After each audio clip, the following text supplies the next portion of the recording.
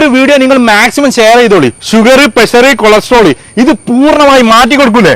തീർച്ചയായും ഞാൻ പറയുന്ന അതേപോലെ ചെയ്യുകയാണെന്നുണ്ടെങ്കിൽ 100% നമുക്കത് മാറ്റി കൊടുക്കും. കാരണം ഷുഗർ എന്ന് പറഞ്ഞാൽ ഹൈ ആയി കഴിഞ്ഞാൽ സൈലന്റ് അറ്റാക്ക് വന്നു കഴിഞ്ഞാൽ പോലും വേദന വരെ അറിയൂലല്ലോ. രാത്രി കിടന്ന് പിന്നെ രാവിലെ എണീക്കുന്ന സമയത്തായിരിക്കും അത് കാണുക.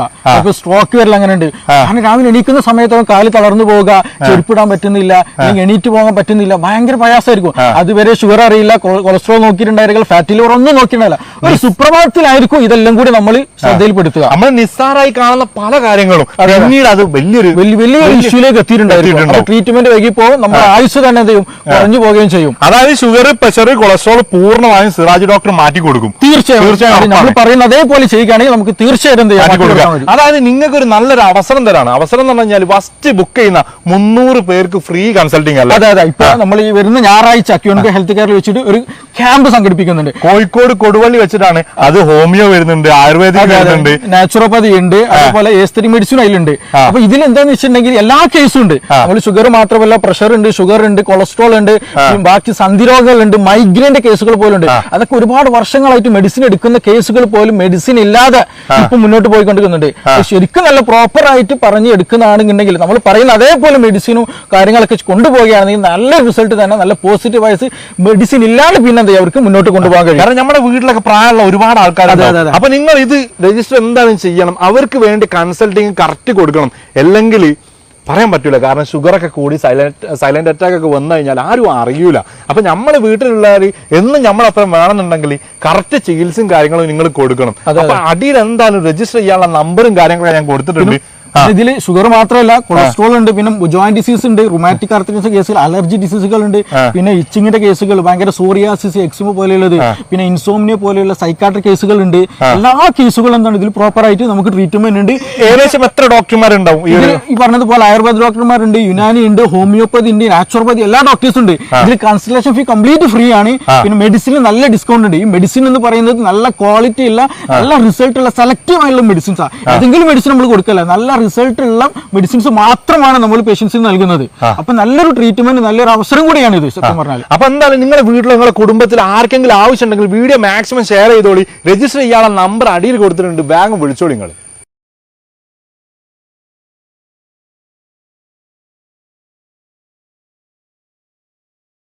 ഒട്ടുമിക്ക ആളുകൾക്കും ഗ്യാസ് കയറാറുണ്ട്. ഭക്ഷണം കഴിച്ചില്ലെങ്കിലൊക്കെ നോർമലി ഗ്യാസ് കയറാറുണ്ട്. പക്ഷെ ചില ആളുകൾക്ക് ഇത് സ്ഥിരമായിട്ടുണ്ടാവാറുണ്ട്. ഭക്ഷണം കഴിച്ചാലും ശരിയാണ്, അല്ലെ കഴിക്കുന്നതിൻ്റെ മുമ്പായിരിക്കും, ചിലപ്പോൾ കിടന്ന് ഉറങ്ങുന്ന സമയത്തൊക്കെ ആയിരിക്കും ഗ്യാസ് കയറുന്നുണ്ടാവാം. ഇങ്ങനെ സ്ഥിരമായിട്ട് ഗ്യാസ് കയറുന്ന ഈ ഒരു പ്രശ്നം നമുക്ക് പൂർണ്ണമായിട്ട് അല്ലെ ഒരു ശാശ്വതമായിട്ട് മാറ്റാൻ പറ്റുമോ?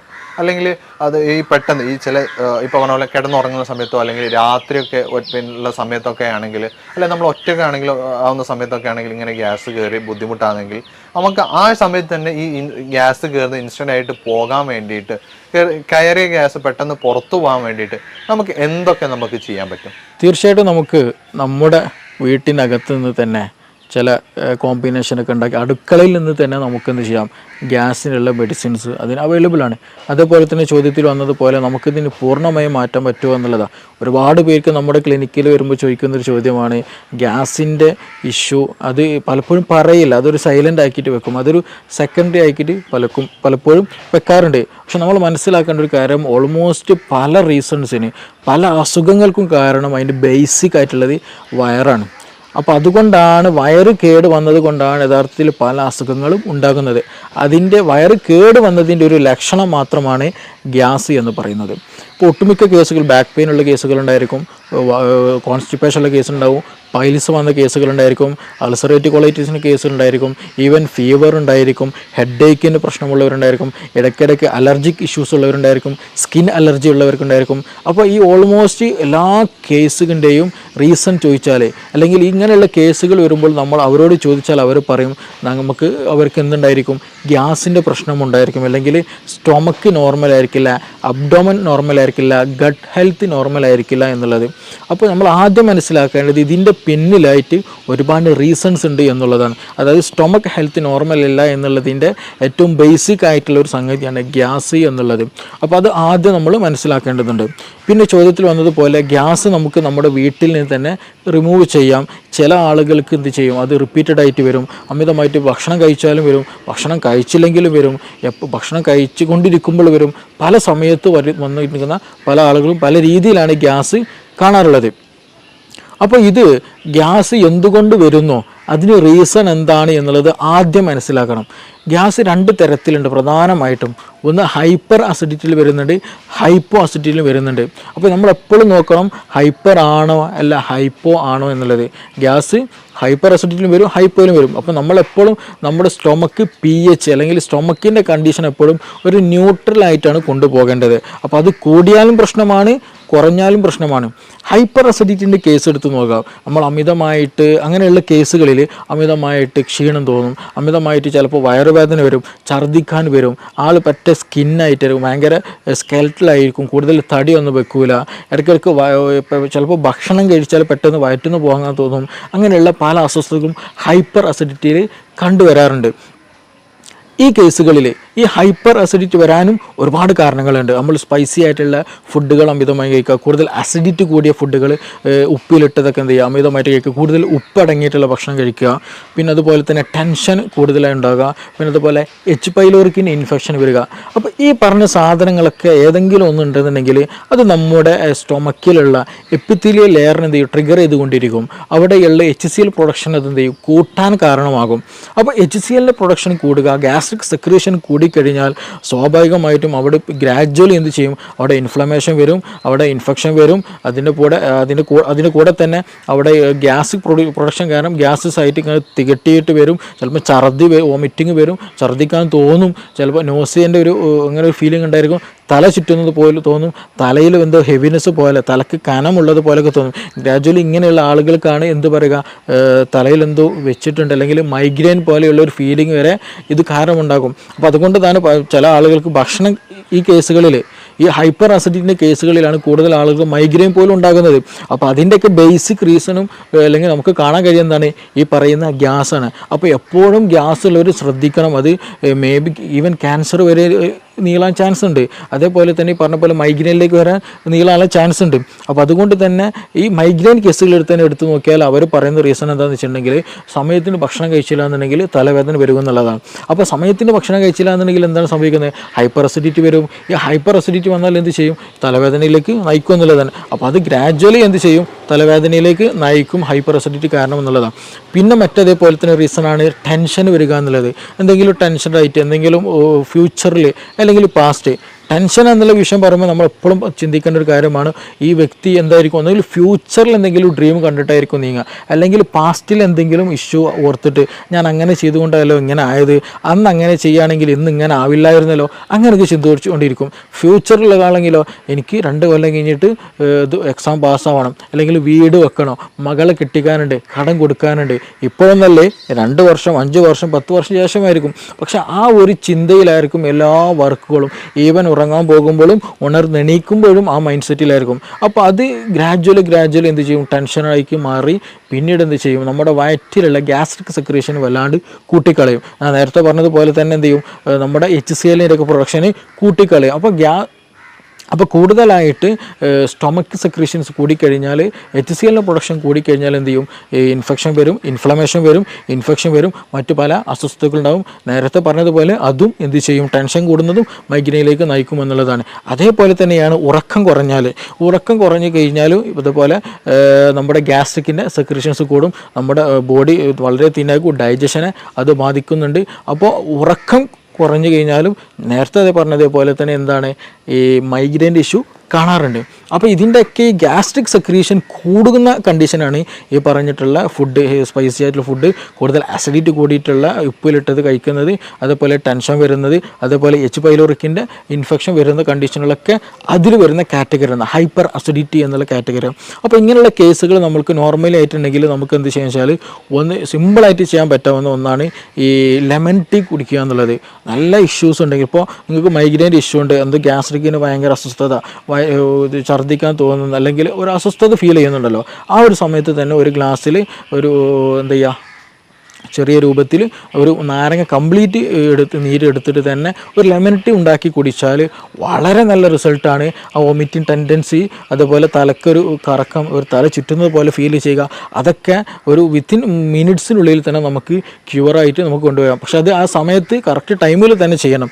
ഈവൻ നല്ല ഇഷ്യൂവിലേക്ക് എത്തിക്കഴിഞ്ഞ് കഴിഞ്ഞാൽ അത്ര റിസൾട്ട് ഉണ്ടാകണമെന്നില്ല. അപ്പോൾ ആ ഒരു സമയത്ത് തന്നെ, അസ്വസ്ഥത തുടങ്ങുന്ന സമയത്ത് തന്നെ ചെയ്യുക. അതേപോലെ സമയത്തിന് ഫുഡ് കഴിക്കുക, ഹൈപ്പർ അസിഡിറ്റി വരാതെ നമ്മൾ പരമാവധി ശ്രദ്ധിക്കുക എന്നുള്ളതാണ്.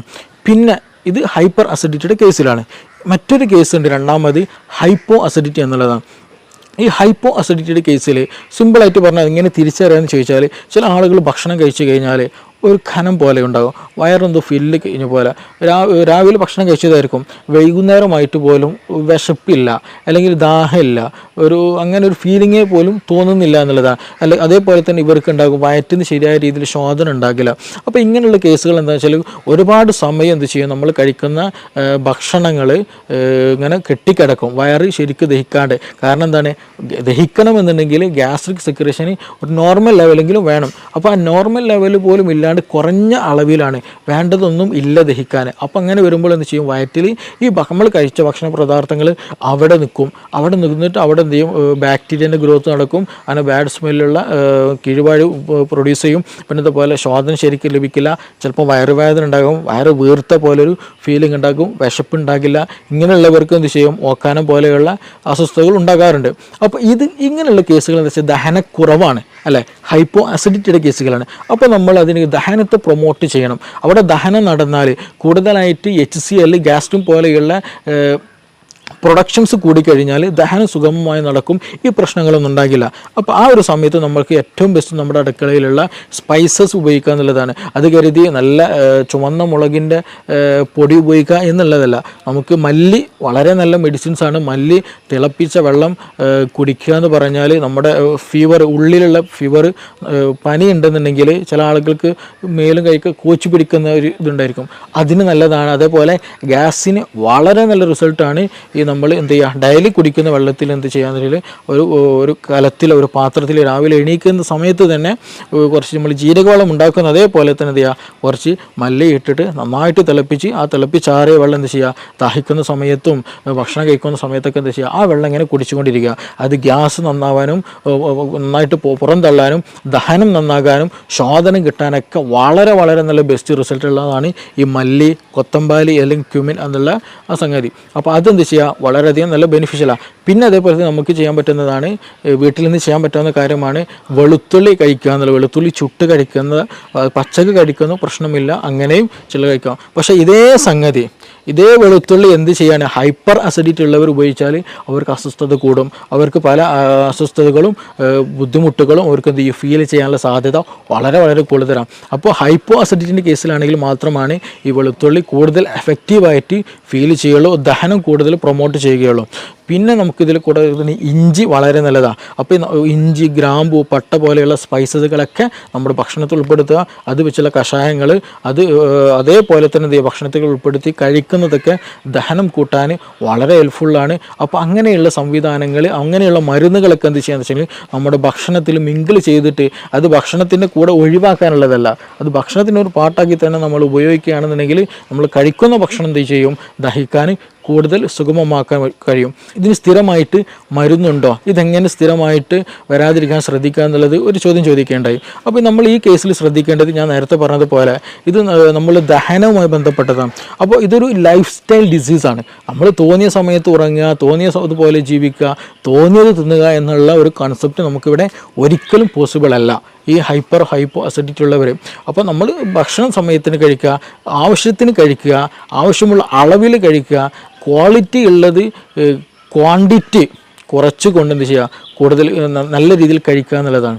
കഴിക്കുന്നത് നല്ല ക്വാളിറ്റി ഉള്ളതാകണം. ഒരുപാട് ചോറ് കഴിക്കുക എന്നുള്ളൊരു ടെൻഡൻസി ഒരിക്കലും പാടില്ല, അത് നമുക്ക് കൂടുതൽ ബുദ്ധിമുട്ടുകൾ ഉണ്ടാക്കുക എന്നുള്ളൂ. അപ്പോൾ ചെറിയ രൂപത്തിൽ അത്യാവശ്യം നല്ല രീതിയിലുള്ള സാധനങ്ങൾ മാത്രം കഴിക്കുക, സമയത്തിന് കഴിക്കുക, അമിതമാകാതിരിക്കുക.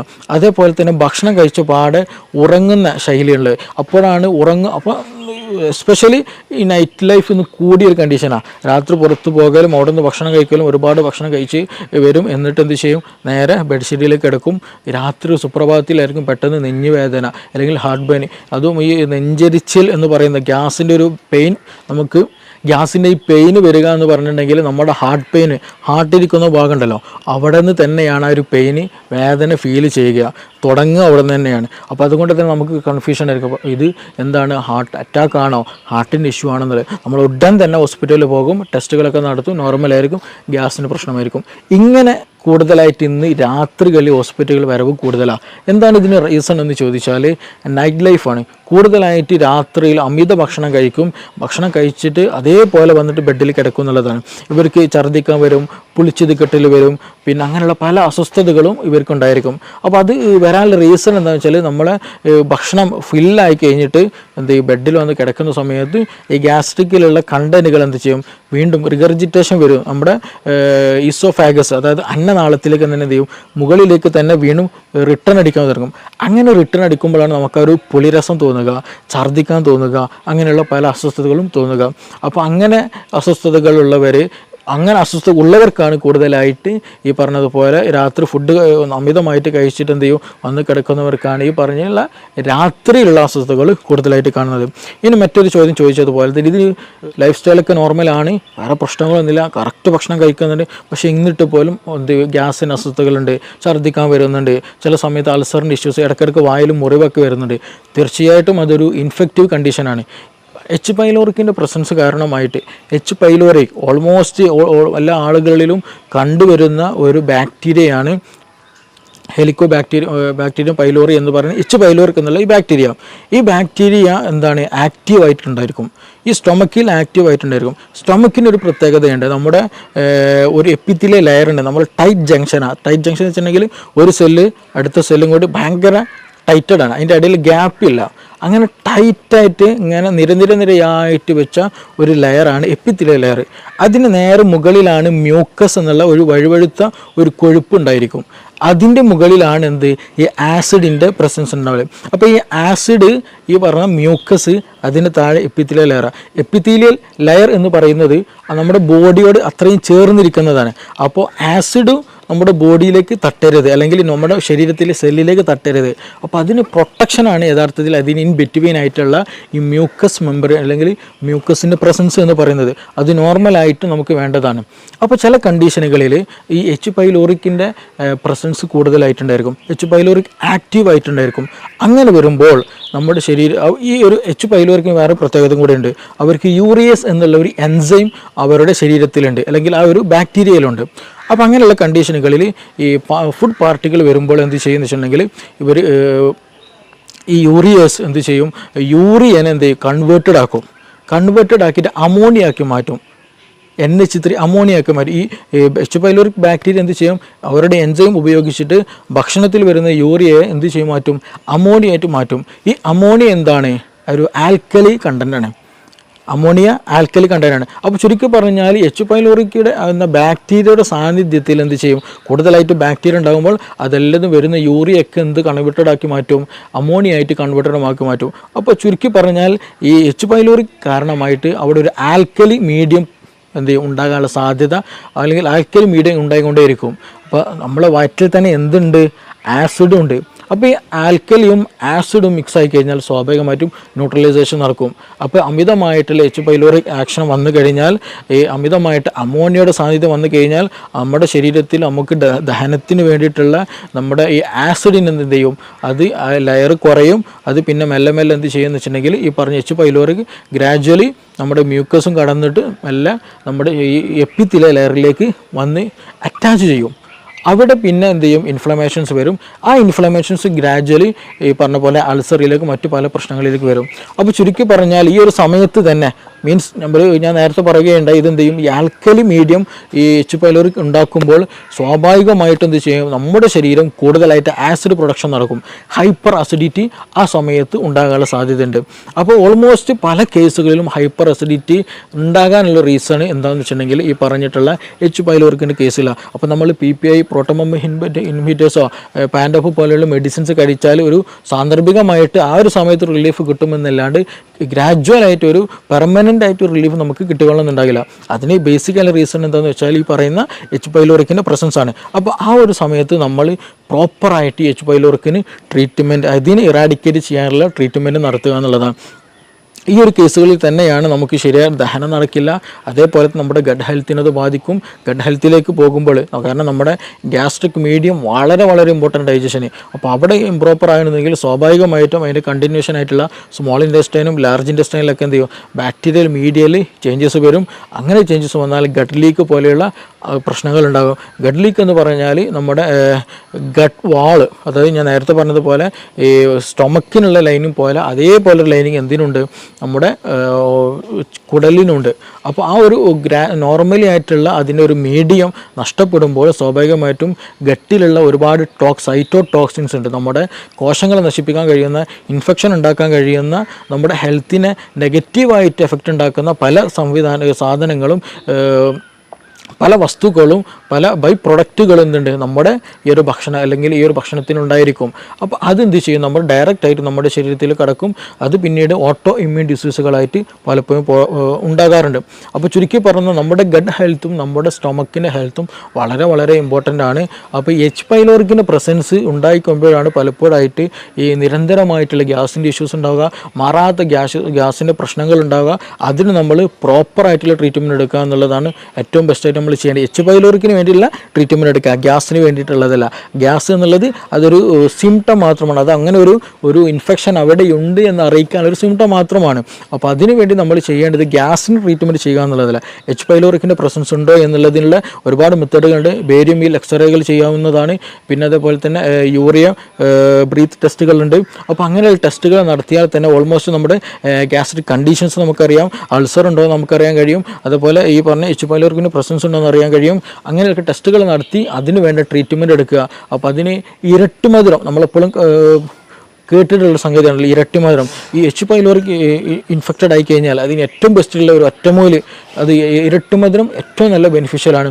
അതേപോലെ തന്നെ ഈ ഹൈപ്പർ അസിഡിറ്റി കേസ് വന്നാൽ നമുക്ക് പ്രോബയോട്ടിക്കുകളും പ്രീബയോട്ടിക്കലായിട്ടുള്ള പ്രൊഡക്റ്റുകൾ യൂസ് ചെയ്യുന്ന എന്താണ്, നമ്മുടെ ദഹനം നന്നാക്കാനും ആസിഡ് മീഡിയം നോർമലാക്കാനൊക്കെ നമുക്കത് ഹെൽപ്ഫുള്ളാണ്. അപ്പോൾ അങ്ങനെ ഒരു പ്രോപ്പറായിട്ടുള്ള ട്രീറ്റ്മെൻറ്റ് ചെയ്യുക എന്നുള്ളതാണ് ഏറ്റവും ബെസ്റ്റ്. നമ്മുടെ കേസുകളിൽ തന്നെ ഒരുപാട് കേസുകൾ നമ്മുടെ ക്ലിനിക്കിൽ തന്നെ വന്നിട്ടുണ്ട്. ഈ മൈഗ്രെയിൻ വന്ന കേസുകൾ മാറാത്ത 8, 10, 15 വർഷമായിട്ട് മൈഗ്രെയിൻ ഡോക്ടറെ മാറിയിട്ടില്ല എന്നുള്ളത്. അപ്പോൾ അവർ ചോദിക്കുമ്പോൾ നമ്മൾ അതിൻ്റെ ബേസിക്കിലൊക്കെ പോകുമ്പോൾ ഹൈപ്പർ അസിഡിറ്റിയാണ് അവർക്ക് ഉണ്ടാവുക. ചില കേസുകൾ മൈഗ്രെയിൻ അവർ പറയുള്ളൂ, ഹൈപ്പർ അസിഡിറ്റി എന്നുള്ള കണ്ടീഷൻ തന്നെ അവർ പറയില്ല. പക്ഷേ അത് കാരണം അതിന് അഡാപ്റ്റഡ് ആയിട്ടുണ്ടായിരിക്കും. കാരണം ഹൈപ്പർ അസിഡിറ്റിക്കാളും കൂടുതൽ അവർക്ക് പ്രശ്നമായിട്ട് തോന്നൽ എന്താണ്, മൈഗ്രെയിൻ ഇഷ്യൂ ആയിരിക്കും. അപ്പോൾ പക്ഷേ ഈ ഹിസ്റ്ററി എടുത്ത് പോകുമ്പോൾ അവർക്ക് ഹൈപ്പർ അസിഡിറ്റി ആയിരിക്കും കൂടുതലായിട്ടുണ്ടായിരിക. അപ്പോൾ സ്വാഭാവികമായിട്ടും അവർക്ക് മോശം ക്ലിയർ ആയിരിക്കില്ല, ദഹനം ക്ലിയർ ആയിരിക്കില്ല. ഞാൻ നേരത്തെ പറഞ്ഞതുപോലെ ഗഡ് ഹെൽത്ത് ബാഡായിരിക്കും, പ്രോപ്പറായിട്ട് നിലനിൽക്കില്ല. ആ കേസുകളിലൊക്കെ നമുക്ക് മെഡിസിൻ ഉപയോഗിച്ച് തന്നെ, മെഡിസിൻ മീൻസ് നമ്മുടെ വീടുകളിൽ ഉപയോഗിക്കാവുന്ന മെഡിസിൻസ് തന്നെ നൽകിയാൽ തന്നെ എന്ത് ചെയ്യും, നല്ല പ്രോപ്പർ ഒരു റുട്ടീൻ നമ്മൾ കീപ്പ് ചെയ്ത് തന്നെ ഒരു കണ്ടിന്യൂ ഒരു മെഡിക്കേഷൻ ഇല്ലാതെ നല്ലൊരു രീതിയിൽ തന്നെ നമുക്ക് എന്ത് ചെയ്യാം, ഈ മൈഗ്രെയിൻ പോലെയുള്ള കണ്ടീഷനൊക്കെ റിവേഴ്സ് ആക്കിയിട്ട് നമുക്ക് നോർമൽ ഹെൽത്തിലേക്ക് തന്നെ മാറ്റാൻ കഴിയുന്നുണ്ട്. അപ്പോൾ അതിൻ്റെയൊക്കെ ഒരു ബേസിക് എന്ന് പറയുന്നതാണ് യഥാർത്ഥത്തിൽ ഗ്യാസ് അല്ലെങ്കിൽ ഗ്യാസ്ട്രിക് ഇഷ്യൂ എന്നുള്ളത്. അപ്പോൾ ഇതിന് പ്രോപ്പർ ട്രീറ്റ്മെൻറ്റ് ഉണ്ട്, പ്രോപ്പർ വേ ഓഫ് ലിവിങ് ഉണ്ട്. അപ്പോൾ അത് ഏത് റൂട്ടിലാണോ ഏതാണോ പ്രശ്നം എന്നുള്ളത് ഐഡൻറ്റിഫൈ ചെയ്യുക എന്നുള്ളതാണ് ഫസ്റ്റ് നമ്മൾ ചെയ്യേണ്ടത്. അത് ഐഡൻറ്റിഫൈ ചെയ്തതിന് ശേഷം അതിന് പ്രോപ്പറായിട്ട് അതിനെ നമ്മൾ എന്ത് ചെയ്യണം, ഹൈപ്പർ അസിഡിറ്റിൻ്റെ പ്രശ്നമാണോ, ഹൈപ്പോ അസിഡിറ്റിൻ്റെ പ്രശ്നമാണോ. ഹൈപ്പർ അസിഡിറ്റിൻ്റെ പ്രശ്നമാണെങ്കിൽ തന്നെ നമ്മുടെ ഡയറ്റിൽ അമിതമായിട്ടുള്ള എന്തെങ്കിലും എരിവ് കൂടിയതോ സോൾട്ടി ആയിട്ടുള്ളതോ അങ്ങനെയുള്ള എന്തെങ്കിലും ഉപയോഗിക്കുന്നതാണോ, ഇന്നതിൽ ടെൻഷൻ എന്തെങ്കിലും ഉണ്ടോ, ഇന്നതിൽ എച്ച് പൈലോറിക് ഇൻഫെക്ഷൻ തന്നെയാണോ, അങ്ങനെയുള്ളത് ഏതാണോ എന്നുള്ളത് ഡിഫറൻഷ്യേറ്റ് ചെയ്യണം. ഇനി ഹൈപ്പോ അസിഡിറ്റിൻ്റെ കേസിലാണെങ്കിലും ശരി, അവിടെയും എച്ച് പൈലോറിക്കിൻ്റെ പ്രശ്നം ഉണ്ടാകാറുണ്ട് ചില കേസിൽ. അപ്പോൾ അത് വന്നതാണോ, ഇനി അതല്ല വേറെ അമിത ഭക്ഷണമാണോ, നമ്മുടെ റുട്ടീനുള്ള പ്രശ്നമാണോ, അത് ഏതാണോ എന്നുള്ളത് നമ്മൾ കറക്റ്റ് ഐഡൻറ്റിഫൈ ചെയ്യേണ്ടതുണ്ട്. ചില കേസുകൾ കേസുകളിൽ ആസിഡ് അല്ലെങ്കിൽ പുളിച്ചുതക്കെട്ടിൽ വരും. ആർക്ക്? നല്ല തടിച്ച ഒരാൾക്ക് ഉണ്ടെങ്കിൽ, ഒബസിറ്റി കൂടുതലുണ്ടെങ്കിൽ, കൂടുതൽ ഓവർ ഈറ്റ് ഉണ്ടെങ്കിൽ, അങ്ങനെയുള്ള കേസുകൾ എന്ന് വെച്ചാൽ അവർക്ക് ഇടയ്ക്കിടയ്ക്ക് കിടന്നാൽ തന്നെ എന്ത് ചെയ്യും? പുളിച്ചുതക്കെട്ടലോ വരും. കാരണം എന്താണെന്ന് വെച്ചിട്ടുണ്ടെങ്കിൽ എന്താണ്? അബ്ഡോമിനൽ പ്രഷർ കൂടുതലായിരിക്കും, വയറിൻ്റെ ഭാഗത്ത് പ്രഷർ വളരെ കൂടുതലായിരിക്കും. അപ്പോൾ മുകളിലേക്കുള്ളൊരു തള്ളൽ കിടന്നാലും എന്ത് ചെയ്യും? ഫീൽ ചെയ്യും. അപ്പോൾ അങ്ങനെയുള്ളവർക്ക് എന്ത് ചെയ്യും? അതും വരാറുണ്ട്. അപ്പോൾ ആ ഒരു കേസിലൊക്കെ എന്താ വെച്ചാൽ നമ്മൾ ചെയ്യേണ്ടത് അതിന് വേണ്ടിയിട്ടുള്ള ട്രീറ്റ്മെൻറ്റ് എടുക്കുക എന്നുള്ളതാണ്. അപ്പോൾ ചുരുക്കി പറഞ്ഞാൽ ഇതിന് പ്രോപ്പറായിട്ട് തന്നെയുള്ള ട്രീറ്റ്മെൻറ്റ്, ഗ്യാസ് എന്നുള്ളത് ബേസിക് ആയിട്ടുള്ള ഒരു റീസണാണ്. ആ റീസണിൻ്റെ പിന്നിൽ നമുക്ക് ഒരുപാട് അസുഖങ്ങൾ ഉണ്ടായിരിക്കും. ആ അസുഖങ്ങളായിരിക്കും പലപ്പോഴും നമ്മൾ ഫോക്കസ് ചെയ്യുക. ഞാൻ നേരത്തെ പറഞ്ഞതുപോലെ ഒന്നെങ്കിൽ നമുക്ക് മൈഗ്രെയിൻ ആയിരിക്കും ഉണ്ടാവുക, അല്ലെങ്കിൽ സോറിയാസിസ് പോലെ സ്കിൻ ഡിസീസ് ആയിരിക്കും ഉണ്ടാവുക, അല്ലെങ്കിൽ ഇതിൻ്റെ ബാക്കിൽ എന്തെങ്കിലും ടെൻഷൻ്റെ എന്തെങ്കിലും ഇഷ്യൂസ് ഉണ്ടായിരിക്കും, ആങ്സൈറ്റി പോലെയുള്ള തലകറക്കം പോലെയുള്ള പ്രശ്നങ്ങൾ ഉണ്ടായിരിക്കും. ഇനി അതെല്ലാം മറ്റു സ്കിൻ ഡിസീസുകൾ പലപ്പോഴും അർട്ടിക്കേരി പോലെയുള്ള പ്രശ്നങ്ങൾ ഉണ്ടാകാറുണ്ട്, എക്സിമ പോലെയുള്ള പ്രശ്നങ്ങൾ ഉണ്ടാകാറുണ്ട്. അപ്പോൾ ഇതിൻ്റെയൊക്കെ ബേസിക് ആയിട്ട് വരുമ്പോൾ നമ്മുടെ ഗട്ട് ഹെൽത്താണ് ഇതിന് റീസൺ ആയിട്ട് വരിക. അപ്പോൾ അതിൻ്റെ ഒക്കെ ഒരു കാരണം, അല്ലെങ്കിൽ ഗട്ട് ഹെൽത്ത് പ്രോപ്പർ അല്ല എന്ന് കാണിക്കാനുള്ള ഒരു സിമ്പൽ മാത്രമാണ് യഥാർത്ഥത്തിൽ ഗ്യാസ് എന്ന് പറയുന്നത്. അപ്പോൾ നമ്മുടെ ഗട്ട് ഹെൽത്ത് പ്രോപ്പറാക്കുക, നമ്മൾ പ്രോപ്പറായിട്ടുള്ള ഡയറ്റ് എടുക്കുക, പ്രോപ്പറായിട്ടൊരു നല്ല ബെനിഫിഷ്യൽ ആയിട്ടൊരു ലൈഫ് സ്റ്റൈൽ കീപ്പ് ചെയ്യുക എന്നുള്ളതാണ് ഇതിന് ഏറ്റവും ബെസ്റ്റ് ആയിട്ടുള്ള ഒരു മെഡിസിൻ എന്നുള്ളത്. അത് ഇന്ന് നമ്മുടെ ക്ലിനിക്കിൽ തന്നെ അവൈലബിൾ ആണ്. ഒരുപാട് ആളുകൾക്ക് അതുകൊണ്ട് ഒരുപാട് അസുഖങ്ങൾക്ക് ഗട്ട് ഹെൽത്ത് നോർമലാക്കിയതിൽ കൂടെ നമുക്ക് ട്രീറ്റ് ചെയ്യാൻ കഴിഞ്ഞിട്ടുണ്ട്. Okay, thank you.